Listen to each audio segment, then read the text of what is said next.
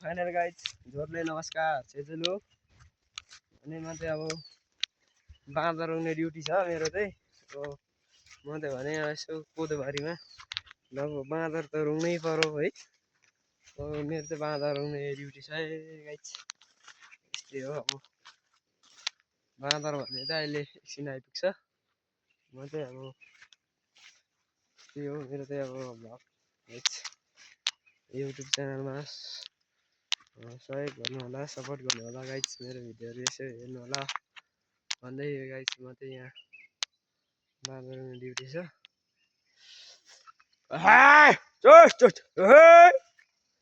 गरेन भने चाहिँ बाँदरले गोज्छ लुसी लुसी अनि गाइज अब आजभोलि बाँदरले चाहिँ भने मान्छेलाई सुत्ता कुट्नु खोज्छ क्या ल म के भन्नु म चाहिँ अनि बाँदर रुँग्दै रुँग्दै गोरुलाई घाँस हाल्न जाँदैछु गाइज अनि म चाहिँ बाँदर अब के अरे गोरुलाई घाँस हाल्ने जाने बाटोमा चाहिँ बाँदरले के कस्तो क्षति गरेछ म देखाउँछु तपाईँहरूलाई बाँदरको नतिजा काम रोजगारी है गाइज यस्तै छ हाम्रो अब के अरे गोरुलाई घाँस हाल्न जाने बाटो त यस्तै छ है गाइज अनि गोरुलाई घाँस हाल्न जाँदैछु बिहानको सुरुवातमा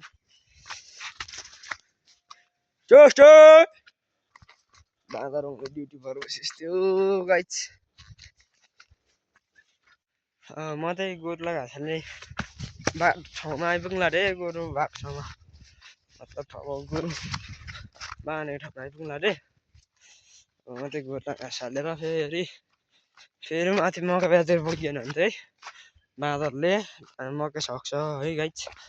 आइपुगेँ म चाहिँ अब भने गोरुलाई घाँस हाल्न आइपुगेँ यस्तै अब यस्तै छ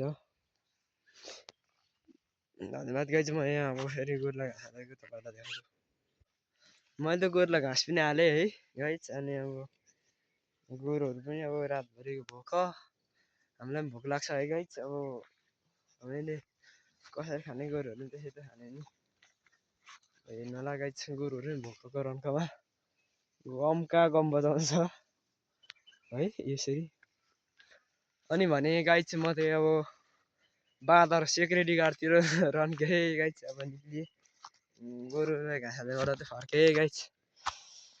अब यस्तै छ गाउँहरूको रोजगारी गाइज धन्यवाद नमस्कार बाई बाई मेरो छोटो सानो मिनी भ्लगमा